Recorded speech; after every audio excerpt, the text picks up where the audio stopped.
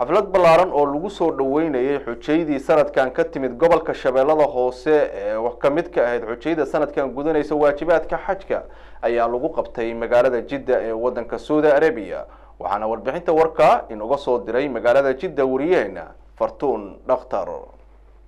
xaflad si heersan loo soo agaasimay oo lagu soo dhaweynayay xujeyda ka soo jeeda gobolka Shabeellaha Hoose ayaa xalay lagu qabtay magaalada Jidda ee wadanka boqortooyada Saudi Arabia.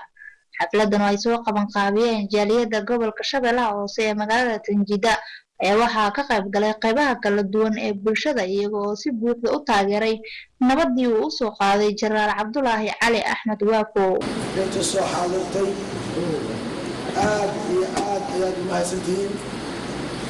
xafladan waa xaflad caalami oo jirtay weligeeda waxaa lagu martaqaadi jiray xujayda oo soo xajisay khaarija ka soo xajisay weligeeda ayaa xafladan loo fidi jiray. soo dhaweynta xujayda baytullaahi alxaraam dayuuf raxmaan ayuu ka kooban yahay dhowr qodobood ayuu leeyahay. qodobka waa kaas.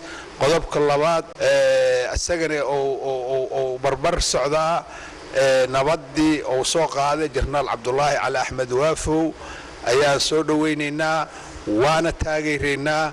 waxaan kaloo rabnaa macnaha shirkii kale oo ka sii horeeyay Jenaraal Cabdullaahi Axmed oo 17 maalmood 1 Agoosto ilaa 10 Agoosto ka socday oo lagu nabad qaatay beesha tan reer Shabeellaha Hoose. inaan ku soo sii dhaweeyo ayaan jeclahay Senator Nadiir inaan soo dhaweyno doorkii lama ilaawaanka ahaa oo ka qaatay beelaha ka soo jeedo reer Shabeellaha Hoose. waayo awalkan kuma dhalan dad oo ku filan dad shacab ku filan waa leeyihiin saraakiil waa leeyihiin dad ku filan ilaa siiyay ilaa hano dhaafo Jenaraal Waafo waana ku mahadcelinaynaa sida sharafta leh oo nabadda noogu soo qaaday.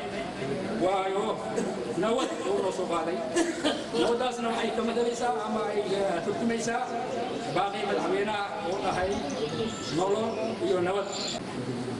shirka waxay taageero ku saabsan yahay wuxuu ka wadaa waa taageerayna laakiin awalna waxaan taageerayaa suldaanki Ibrahim Cabdullaahi Cadow oo ku dhawaaqay gobol nabadeed oo Muqdisho ka dhigay oo nin sharaf badan ahaa oo leh sameeyay guddi marjaca nimanka tagayaysa oo hadda ciidamada oo liibaan madaxay iyo mas'uulka yahay oo boobka iyo hadda ku haya waa inaa ka soo celiyaa. anagu ciidamaan leenahay jenaraalaan leenahay waxaanu leenahay kuwa gidaarada iska fadhiyo qoryo iska haysta anala ka soo celiyo gacanta dowladda waa laga qabaa. marka insha Allah waxay idinka codsiyeena codsi naga ah dowladda dhexe iyo midda koonfur galbeedba inay arintaas markaa dib u eegaan sidii oo dadkii ugu horeeyay u sheegeen oo magaciisii insha Allah taala nabadaas anaga aan qaadanay garabka kalena in nabadaas laga helo. wassalaamu calaykum waraxmatullaahi taala wabarakaatuh.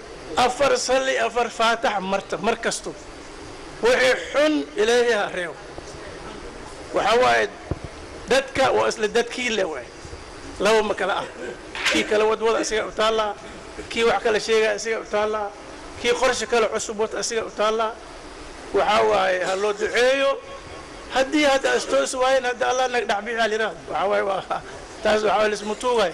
gabagabadii munaasabadaasi waxaa ka hadlay Senator Axmed Macalin Cumar oo loo yaqaano xildhibaan Nadiir oo ka mid ah xildhibaanada baarlamaanka federaalka Soomaaliya. meel wanaagii hadii la leeyahay wixii loo bixinaysay meel wanaagii hadaan la cid u dhibataan hadaan leedihiin mees maxaa ka imaanay waxaan ka codsanaa isku duubni sameeyo asway waqti gobolka Shabeellaha Hoose wuxuu ka tirsan yahay maamulka koonfur galbeed. maamulka koonfur galbeed gabadhii ugu dambeysay ee lagu kubsaday Allah ka dhigay waxaa mas'uuliyadaas iska leh maamulka koonfur galbeed. cid kale ku saabsan hadda waxa aad u leeyahay maamulka dowladda dhexe ku leeyahay kaalinta dowladda dhexe waa arrin kale laakiin maamulka hadda maanta mas'uuliyadaas iska leh waa maamulka koonfur galbeed maamulkaas iska leh mas'uuliyadaas.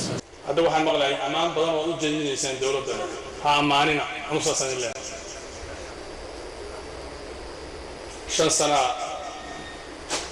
gobolka Shabeellaha Hoose uu dagaal ka soo waxba ka qaban waayay tii hore iyo tanba waxba way ka qaban lahayd waxba ammaanina anu saasaan leeyahay markay wax idin qabato oo ay shabaab ka kiciso gobolka shabeellada hoose oo marka aad ku noqotaan oo tegi kartaan carruurtiinni iyo aqoontiinni iyo iskoolaadkiinni iyo waxbarashadiinni iyo dugsiyadiinni qur-aanka iyo dib loo furo markaas ammaana fatuun dhaktar telefishinka caalamiga kalsan magaalada Jidda.